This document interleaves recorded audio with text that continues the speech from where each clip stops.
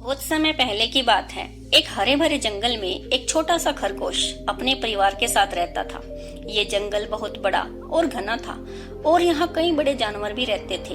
हमारे प्यारे खरगोश और उसका परिवार अक्सर इन बड़े जानवरों से डरे हुए रहते थे। जब भी आसपास कोई हलचल होती तो वो तुरंत अपने बिल में छुप जाते थे। उनका डर इतना ज्यादा था कि कभी कभी तो डर से ही कुछ खरगोशों की मौत हो जाती।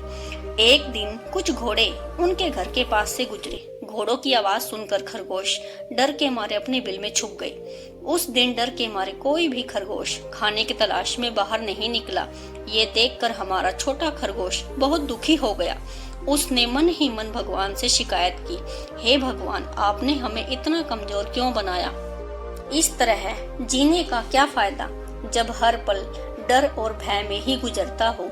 इस बात से परेशान होकर सभी खरगोशों ने मिलकर फैसला किया कि इस तरह डर डर जीने से तो अच्छा है कि वे अपना जीवन ही त्याग दें। उन्होंने जीवन त्यागने का निश्चय किया और सभी नदी की ओर चल पड़े। जब खरगोश नदी के पास पहुंचे तो उन्होंने देखा कि कई चूहे अपने बिल के पास खेल रहे थे। जैसे ही चूहों ने खरगोशों को देखा तो वो डर के मारे इधर उधर भागने लगे। कुछ चूहे अपने बिल में छुप गए और कुछ तो डर के मारे नदी में ही गिर गए। ये सब देखकर खरगोश दंग रह गए। उन्हें यकीन नहीं हो रहा था कि उनकी मौजूदगी से भी कोई इतना डरा हुआ हो सकता है। अब तक तो वो खुद को ही सबसे कमजोर प्राणी समझते थे, लेकिन इस घटना ने उनकी सोच को बदल दिया।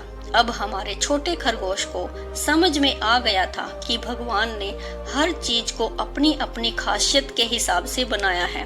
भगवान ने हमें जैसा भी बनाया है, हमें उसी में ही खुद को स्वीकार करना चाहिए। अगर हम में कुछ कमजोरियां हैं तो कुछ ताकत भी है। हर किसी में एक जैसी ताकत नहीं हो सकती और यही इस दुनिया की सच्चाई है। सीख, प्रकृति ने सभी को खास बनाया है। हमें अपनी कमजोरियों से भागना नहीं चाहिए, बल्कि उन्हें ही अपनी ताकत बनाना चाहिए। हर किसी की अपनी अलग विशेषता होती है और हमें उसे अपनाकर गर्व महसूस करना चाहिए। Thanks for watching.